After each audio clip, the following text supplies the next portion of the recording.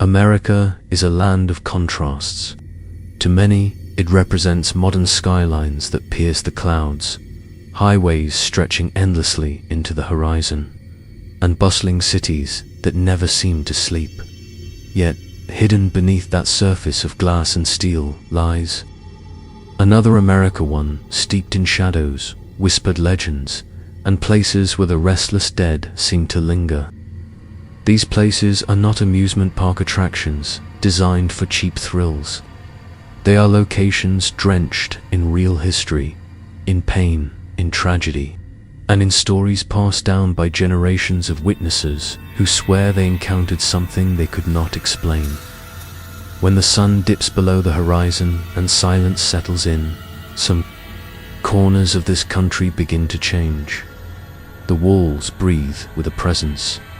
The floorboards creak, not under your feet, but under someone else's, someone you cannot see.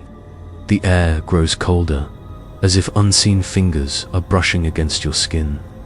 To step into these places is to step into a world where the past refuses to die. In every state, locals can point you toward the haunted spot in town. Most are stories, urban legends, folklore meant to scare children. But some places go beyond legend. They have been investigated by ghost hunters, documented by historians, and feared even by skeptics who walked away shaken, unable to explain what they experienced. These are sites where the line between the living and the dead blurs into something uncanny. Tonight, we are venturing into 5 of America's most haunted places. They stretch from the towering Rockies of Colorado to the quiet coast of California. They include grand hotels, crumbling prisons, decaying hospitals, a retired ocean liner, and a sprawling labyrinth of a mansion. Different in purpose, but bound together by the same chilling truth: the people who once lived, suffered, or died within their walls have never truly left. The Stanley Hotel in Colorado, where elegant halls conceal echoes of laughter and ghostly apparitions. Eastern State Penitentiary in Pennsylvania, a fortress of misery where shadows still roam. Waverly Hills Sanatorium in Kentucky, a hospital of death where the air is thick with sorrow. The Queen Mary in California, a ship that carried both the wealthy and the doomed across the seas, now permanently anchored in haunted stillness. And the Winchester Mystery House, a sprawling architectural puzzle born of fear and superstition, where the design itself seems to trap the dead. This is not just a tour of architecture or history. It is an invitation to peer into the darker corners of America's soul. Each of these places is real. Each has witnesses, photographs, unexplained sounds, and chilling encounters documented over decades. And each continues to remind us that perhaps, just perhaps, death is not always the end. A warning before we begin: once you know these stories, you cannot unknow them. You may close this book, walk away, and convince yourself that ghosts are nothing but imagination. But later tonight, when you lie in bed and the room grows silent, you might hear the faint echo of a step in the hallway or a whisper near your ear. And you will remember this journey. Are you ready? Let us begin. The Stanley Hotel, Colorado High. In the Colorado Rockies, surrounded by rugged peaks and pine forests that whisper in the wind, sits a building that looks more like a palace than a hotel. The Stanley Hotel, painted a pristine white and trimmed with red roofs, opened its doors in 1909. It was the brainchild of Freelon Oscar Stanley, an inventor and entrepreneur who came to Estes Park seeking relief from tuberculosis. Stanley fell in love with the mountain air and decided to build a grand retreat for the wealthier place of luxury, elegance, and breathtaking views. At first glance, it is hard to imagine that such a beautiful place could harbor anything sinister. The lobby glows with polished wood and chandeliers. The wide staircase sweeps upward in a way that makes visitors feel they are stepping into a bygone era of glamour. But beauty, as history reminds us, often hides shadows. Over the decades, the Stanley Hotel gained a reputation not only for its grandeur, but also for its ghosts. The turning point came in 1974, when writer Stephen King checked into room 217 with his wife. They were the only guests in the massive, nearly empty hotel at the end of the season. That night, King dreamed of his young son running through endless corridors, chased by a fire hose that came alive. He woke up in a cold sweat and later transformed. The vision into The Shining, one of the most famous horror novels of the 20th century. Overnight, the Stanley became forever linked with the supernatural. Tourists, paranormal investigators, and skeptics began arriving in droves, each hoping to witness something inexplicable, and many of them did. Guests often describe hearing the soft notes of a piano playing in the grand hall, only to find the room completely empty when they investigate. The melody drifts through the air like a memory. Some believe it is the spirit of Flora Stanley, the founder's wife, who loved to play music for guests. The hallways are perhaps the most unsettling part of the hotel. Long, carpeted corridors stretch on with rows of identical doors. Many visitors report an overwhelming sensation of being watched as they walk through them. A tourist once recalled how her heart raced as she hurried down the hallway, convinced someone was behind her. She turned quickly, nothing. Yet when she later looked at her photographs, she froze. One image, taken in what she swore was an empty hallway, revealed a faint, transparent figure standing at the far end. Room 217, of course, remains the epicenter of the haunting. Guests describe strange phenomena that defy reason. Some wake in the middle of the night to find their belongings moved. Others hear footsteps pacing near their bed, though no one is there. The most famous apparition is a woman in white, often seen standing quietly beside the bed before dissolving into the air. Employees who spend long hours inside the building often have their own stories. A front desk clerk once reported seeing a grey figure glide silently across the lobby before vanishing through a closed door. Housekeepers say they sometimes enter rooms to find lights turning on and off by themselves. One maid recalled setting down a stack of fresh towels, leaving for just a moment, and returning to find them scattered across the floor as though someone had thrown them in anger. The encounters are not always subtle. One of the most chilling cases occurred with a married couple who stayed in room 217. In the middle of the night, they were awakened by the sound of children laughing, a playful, high-pitched giggle that seemed to echo inside the room itself. At first, the couple thought another guest's children were running through the halls. But when they opened their eyes, they saw something far stranger. Across the room, their suitcase began to slide across the carpet, slowly, steadily, as if being pushed by unseen hands. It moved toward the door. The husband leapt from the bed, shouting, but when he grabbed the handle, the suitcase stopped dead in its tracks. His wife swore she felt the mattress sink beside her, as if someone invisible had sat down. Shaken and terrified, they left the hotel before dawn, refusing to ever return. Paranormal investigators have attempted to capture evidence inside the Stanley. Recordings have picked up unexplained voices, whispers that say words like hello or stay.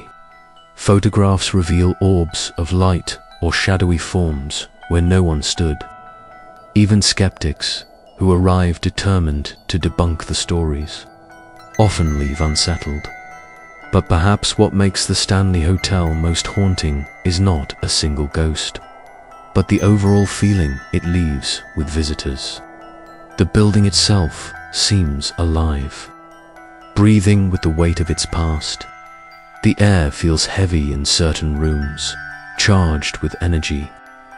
Guests who come seeking luxury sometimes find themselves confronted with something far more unforgettably brush with the unknown. Today, the Stanley embraces its haunted reputation, offering ghost tours and late-night investigations.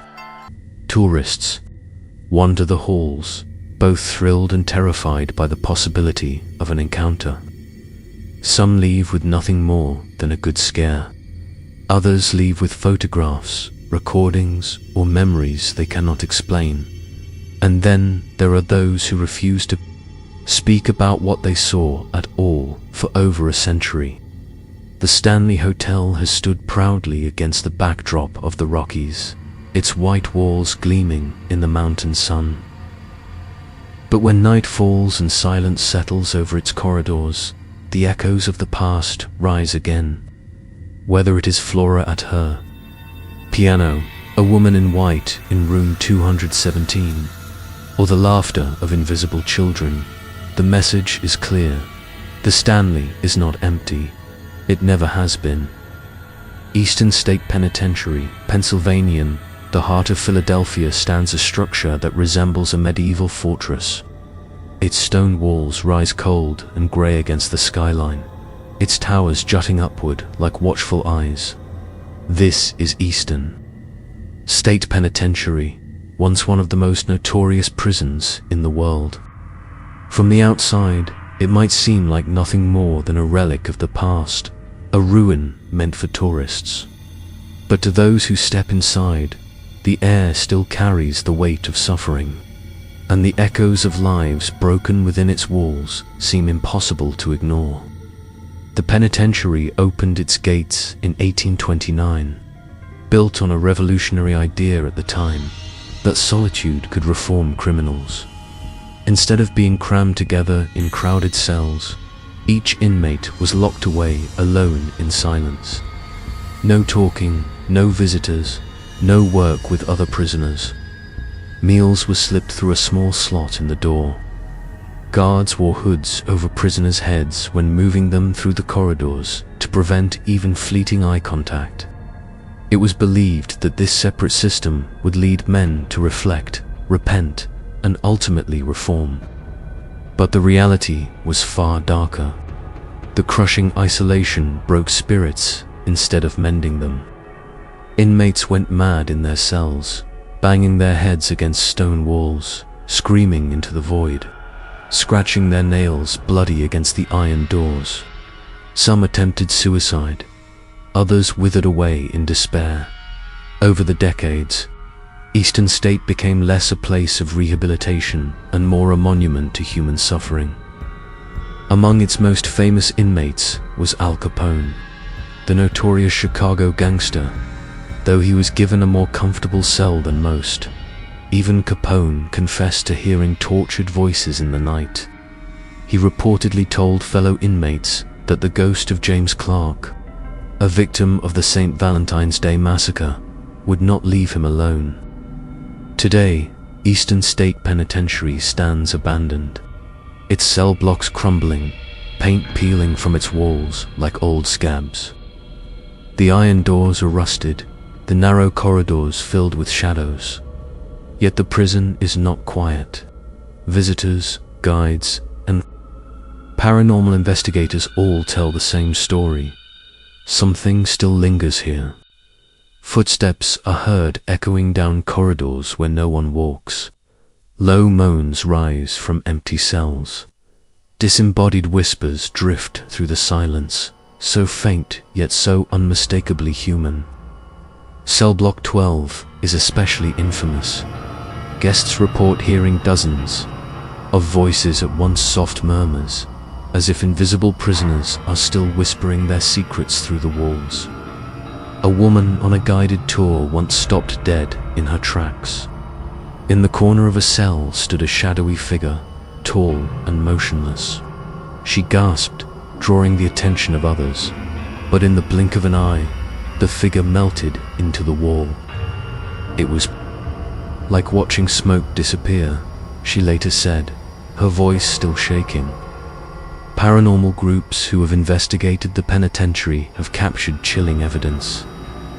EVP recordings, the kind where audio devices pick up voices unheard in the moment, have yielded terrifying results. One group left a recorder in cell block 12 overnight. When they played it back, a guttural voice snarled to words clearly. "Get out," one visitor. A man in his 30s recounted a harrowing experience. He had wandered into a solitary cell, fascinated by the peeling paint and rusting bed frame. Suddenly, the heavy iron door swung shut with a deafening clang, sealing him inside. He screamed for help, pounding on the metal. When the guide finally rushed over and pried the door open, the man stumbled out, pale and trembling. The corridor was still. There had been no wind, no draft strong enough to move such a door. To this day, he refuses to speak about what else he felt in that darkness. It is not only tourists who sense the presence of the unseen. Staff members who work night tours often report seeing shapes flit across the hallways. One guide swore she heard the sound of someone sobbing behind her during a Halloween event, only to turn and find the corridor empty. Another described hearing metal scraping against the floor, as though shackles were being dragged behind a prisoner. Standing inside Eastern State, it is easy to see why the spirits remain restless. The very walls seem to hum with sorrow. The high, vaulted ceilings amplify every sound, turning a footstep into a thunderclap, a whisper into a chant. Dust swirls in the air like smoke, catching the beam of a flashlight before vanishing again. In some cells, visitors describe feeling a sudden drop in temperature, as if an invisible hand has pressed the warmth out of the room. What haunts Eastern State Penitentiary is not only the specter of individuals, but the collective agony of thousands who wasted away in silence. Each stone, each iron bar absorbed their misery, their rage, their despair, and that energy lingers toward today. The prison is open to the public as a historic site. Tourists wander its decaying corridors during the day, marveling at its Gothic architecture. At night, ghost tours invite the brave to step deeper into its shadows. Many laugh nervously, expecting little more than a thrill. But sometimes they leave with wide eyes and shaky voices, clutching photographs of figures that should not exist, or recordings of voices that should not be there. Eastern State Penitentiary stands as both a monument to failed reform and a reminder that the past never truly dies. Those who enter expecting silence often leave with the sound of footsteps still ringing in their ears. And those who mock the stories sometimes find themselves looking over their shoulders, convinced that something's following them through the endless corridors. Behind the crumbling stone walls of this prison, the punishment has not ended. The inmates may have been released to death, but their voices remain, whispering still. Waverly Hills Sanatorium, Kentucky. On a lonely hill overlooking Louisville, Kentucky, stands a massive, looming structure of brick and concrete. Its windows are like hollow eyes, its corridors stretching into darkness. This is Waverly Hills Sanatorium, once a beacon of hope for those suffering from tuberculosis, now considered one of the most haunted places in the United States in the early 20th century. Tuberculosis saw the White Plague ravaged the country. The disease spread quickly, filling hospitals beyond capacity. In 1910, the Waverly Hills Sanatorium opened its doors to provide care for the sick. At the time, there was no cure. Doctors tried experimental treatments, fresh air, sunlight, and sometimes brutal procedures like collapsing a patient's lung to give the other rest. For some, it worked temporarily. For most, it meant slow suffering by mid-century. More than 60,000 people were said to have died within its walls. To prevent healthy patients from seeing the constant stream of death, hospital staff created a tunnel beneath the building later, known as the death tunnel or body chute. Corpses were wheeled down the sloping passage and loaded discreetly onto waiting vehicles. Above ground, life went on. Below, the dead were quietly taken away. It is no wonder Waverly Hills became saturated with sorrow. Those who walk its corridors today describe a heaviness, as though the building itself is weighed down by all the pain it once held. The hauntings here are not whispers or fleeting shadows. They are vivid, terrifying, and often interactive. One of the most famous spirits is a little boy named Timmy. Visitors say they see him in the hallways, bouncing a ball. Paranormal investigators often bring toys to coax him out. More than once, cameras have captured balls rolling across the floor on their own, moving toward the investigators as though a child is playing from beyond. Then there is room 502, perhaps the most infamous location in the sanatorium. According to legend, a nurse working there discovered she was pregnant out of wedlock, a scandal at the time. Overwhelmed by despair, she hanged herself from a pipe near the doorway. Others claim a second nurse later leaped from the same window to her death.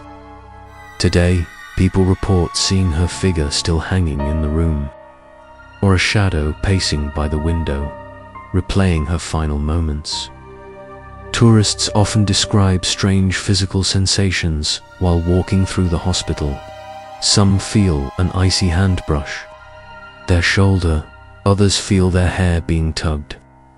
In the basement tunnels, visitors suddenly find it hard to breathe, as if the disease itself is still clinging to the air. A man on a guided tour once collapsed, gasping, claiming that invisible hands were pressing against his chest. When he was pulled into the open air outside, the sensation vanished. Paranormal investigators have recorded some of the most chilling evidence at Waverly Hills. In one video, a dark figure darts across the hallway, so solid and fast it resembles a living person till the team realizes no one else is in the building. In another, a woman's voice is clearly heard on tape saying, "Help me," though the room was empty when the recording was made. One documentary crew placed a ball in the hallway as part of an experiment. On film, the ball rolled slowly forward, paused, and then rolled back toward the cameraman with deliberate movement. The team swore no breeze could have caused it. The windows were sealed, the air perfectly still. But perhaps the most unsettling experiences come from those who wander too far alone. A young photographer, exploring on his own, reported hearing footsteps behind him. He turned, expecting to see another tourist. The hallway was empty, yet the steps grew louder, closer, until he fled the building. Later, when he reviewed his photos, one image showed a pale face peeking out from behind a doorway, eyes hollow, mouth open in a silent scream. What makes Waverly Hills so terrifying is the sense that its history has not ended. Walking its halls feels less like visiting a ruin and more like intruding on a place still alive with suffering. The paint may peel, the windows may be broken, but the air is thick with sorrow. With voices that refuse to fade, guides warn visitors not to stray into the death tunnel alone. The darkness there is overwhelming, swallowing light whole. Those who venture down often describe hearing gurneys squeaking, as if the bodies are still being wheeled to their final exit. Some claim to hear whispers calling their name. Others run out in terror, certain they are being followed. Waverly Hills is a place where tragedy and the supernatural are fused. It is not just one ghost, one shadow, one story. It is thousands of lives layered upon each other, all crying out at once, and for those brave enough to enter, it is impossible to leave unchanged. Standing at the top of the hill, the sanatorium looms silently against the night sky. The wind rattles broken windows, carrying faint echoes from long ago. Step inside, and you may find that the patients of Waverly Hills are not gone, they are simply waiting. The Queen Mary, California, off the coast of Long Beach, California, rests a massive ship frozen in time. The RMS Queen Mary, once hailed as the grey ghost of the seas, is now permanently docked, serving as a hotel and tourist attraction. But to those who know her history, she is much more than a relic of the golden age of ocean liners. She is a vessel steeped in tragedy, carrying with her the restless spirits of sailors, soldiers, and passengers who never made it to shore. The Queen Mary was launched in 1936 as a luxury liner, built to rival the finest ships of the era. She transported celebrities, royals, and the wealthy elite across the Atlantic. Her grand ballrooms glittered with chandeliers. Her decks bustled with glamorous travelers enjoying cocktails as they sailed between continents. She was a symbol of elegance and power. But with the outbreak of World War II, the Queen Mary's purpose changed dramatically. Painted a dull grey to camouflage her at sea, she was converted into a troop ship, carrying tens of thousands of soldiers to the front lines. At times, she carried more than 15,000 troops in a single voyage, far exceeding her peacetime capacity. Life aboard was crowded and tense. Some men never made it back. In 1942, a tragic accident sealed the ship's reputation for misfortune. Off the coast of Ireland, the Queen Mary collided with her escort ship, HMS Curacao, slicing it in half. More than 300 men perished in the freezing waters. Survivors later swore they could still hear the screams of their comrades echoing in the waves. For many, the Queen Mary was no longer just a ship, was a tomb. After the war, she returned to luxury service, but her past could not be erased. Retired in 1967, she has been docked in Long Beach ever since, welcoming tourists, wedding parties, and ghost hunters alike. And it is here, in her quiet retirement, that her haunted legacy truly flourishes. The most infamous location aboard the ship is cabin B340. Stories of its haunting go back decades. Guests report blankets being ripped off in the middle of the night, loud banging on the door when no one is outside, and ghostly whispers in the darkness. Some wake to find the lights flicking on and off by themselves, or faucets running when no one touched them. The reports became so disturbing that the cabin was closed for many years. It was only recently reopened for thrill-seekers daring enough to spend a night inside. The engine room is another hotspot of paranormal activity. Here, visitors claim to see the dripping figure of a sailor, clothes-soaked, face pale, emerging from behind the machinery. According to legend, during the ship's wartime service, a young crewman was crushed to death by a heavy watertight door during a drill. His ghost is said to linger, reenacting his final moments. Tourists have reported feeling sudden gusts of icy wind and hearing the metallic clang of doors slamming shut, even though the machinery has long been deactivated. Throughout the ship, strange phenomena are commonplace. Tourists snapping photos often find unexpected figures in the background. A man in uniform standing at the bar. A woman in evening dress staring into the camera, though no such people were present. Crew members, who know the ship's labyrinthine corridors better than anyone, admit that they sometimes hear screams echoing from empty cabins or the faint sound of marching boots on the deck above. One particularly terrifying story comes from a woman who stayed aboard as a guest.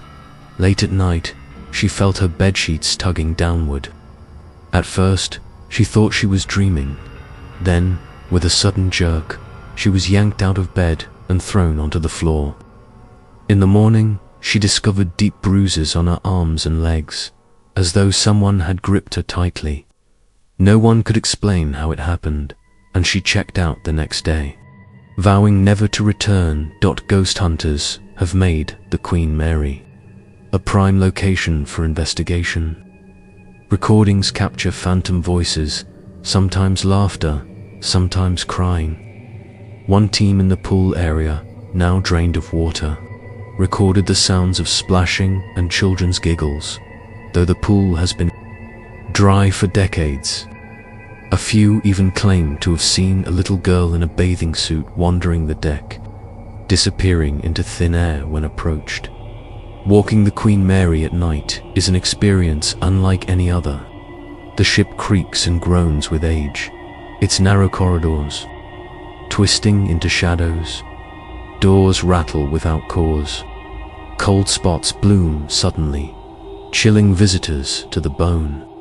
Some describe the unsettling feeling of being followed, footsteps echoing just behind them though no one is there. Perhaps the most chilling aspect of the Queen Mary is the sheer variety of hauntings. It is not just one ghost, not just one tragic story. It is dozens. Soldiers lost at sea, sailors killed in accidents, children who never went home. Their presence seems woven into the steel and wood of the ship itself. For those brave enough to spend the night aboard, Queen Mary offers more than just a taste of luxury history. It offers the possibility of a face-to-face encounter with the past. Some leave exhilarated, convinced they touched another world. Others leave pale and silent, refusing to speak of what they saw. The Queen Mary rests quietly in Long Beach Harbor, her decks open to tourists, her cabins filled with curious guests. But to walk her halls is to walk with ghosts.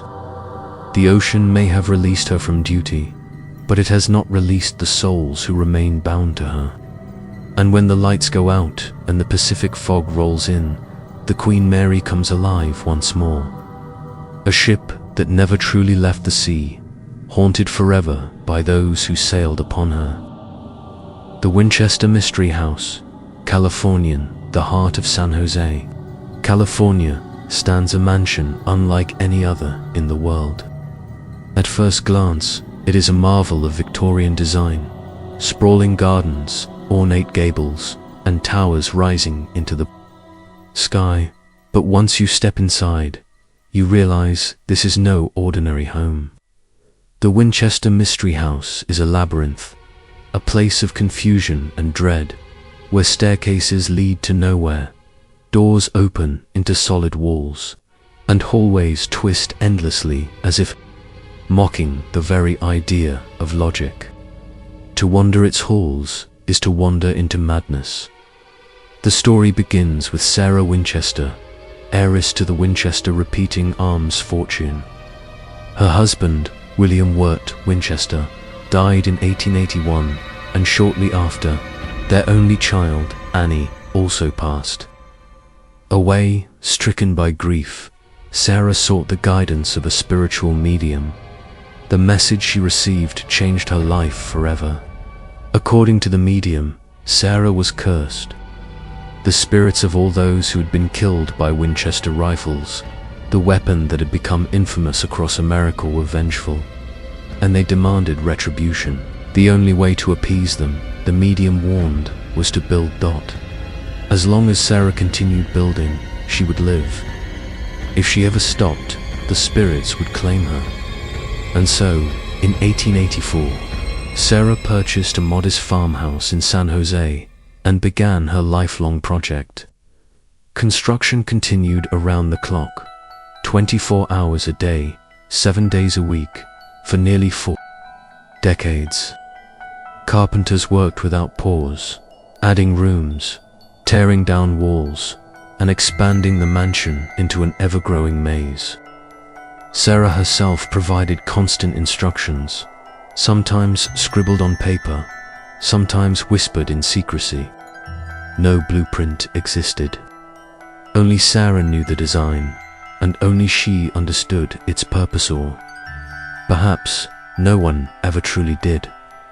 By the time of her death in 1922, the house contained over 160 rooms, 10,000 windows, 2,000 doors, 47 stairways, and 13 bathrooms. But these numbers tell only part of the story. What truly defines the Winchester house are its oddities.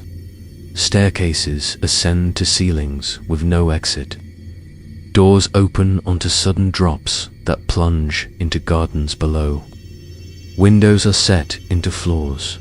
Hallways loop back on themselves endlessly. The house defies reason, as if it were designed not for the living, but for the dead. Many believe Sarah built the house this way to confuse the vengeful spirits who hunted her. A ghost entering the home might find itself lost in its maze, unable to reach her. Others say the house itself is a map of Sarah's mind, fractured by grief, guilt, and paranoia. Whatever the truth, the spirits are said to have followed. Even after Sarah's death, the mansion has remained alive with unexplainable activity. Visitors describe sudden cold spots, the faint sound of footsteps on wooden floors, and whispers drifting down corridors when no one is present.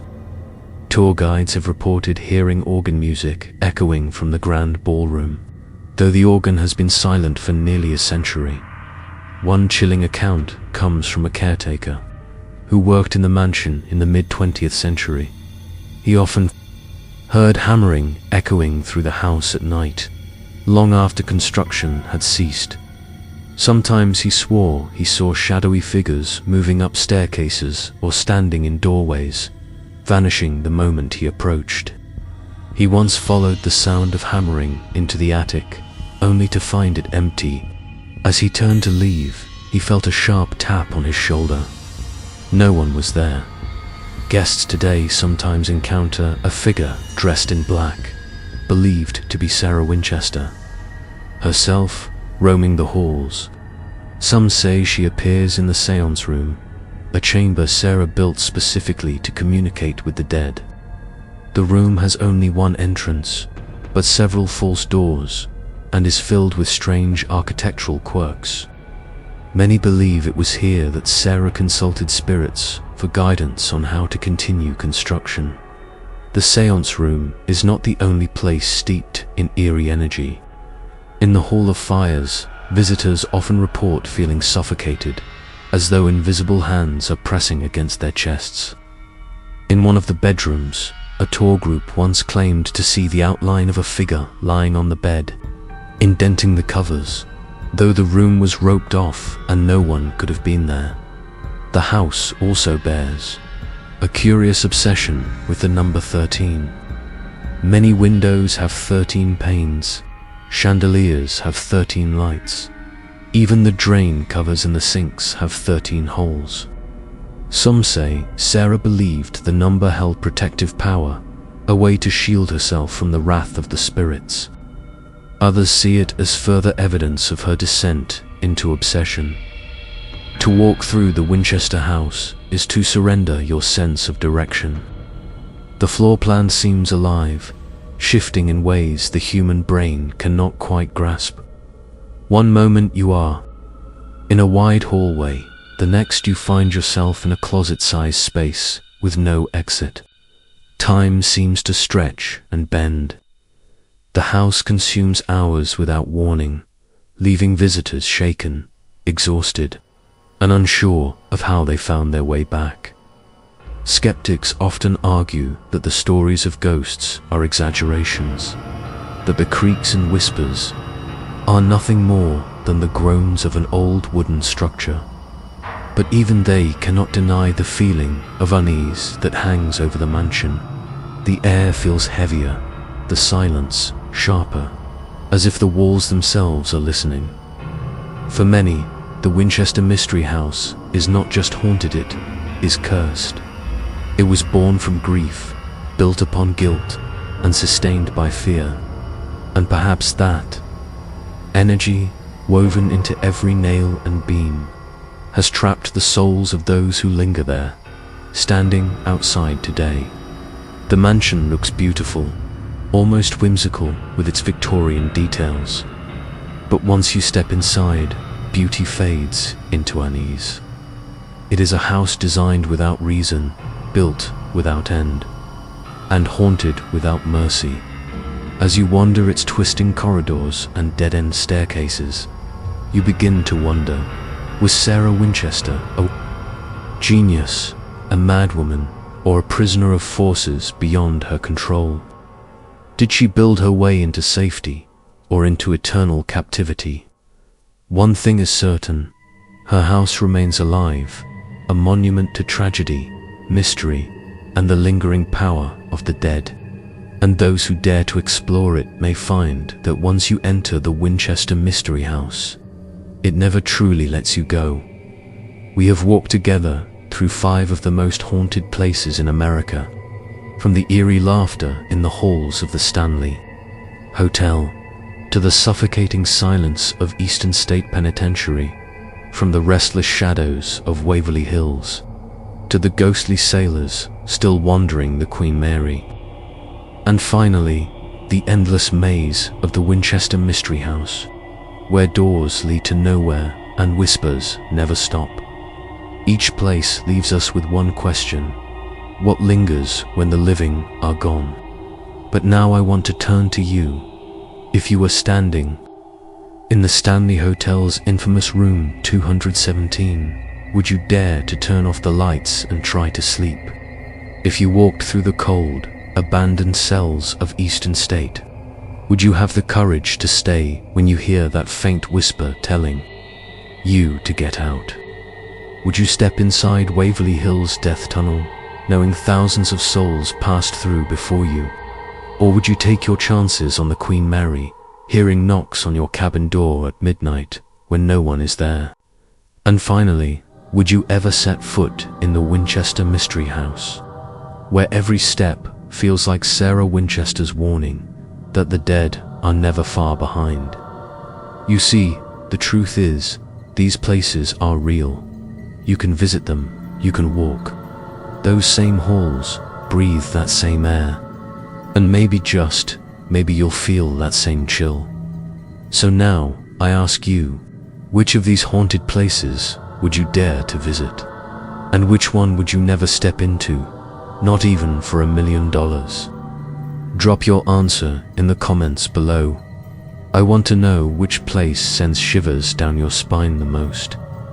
If you enjoyed this journey into America's most haunted locations, make sure to hit that like button, share this story with a friend who loves the paranormal, and of course, subscribe and follow the channel so you never miss the next terrifying tale. Because the truth is, we've only scratched the surface. The world is full of places that never sleep, places that wait in silence for someone brave or foolish enough to enter. So the real question is, when the footsteps come behind you, will you keep walking or will you turn around? Thank you for following.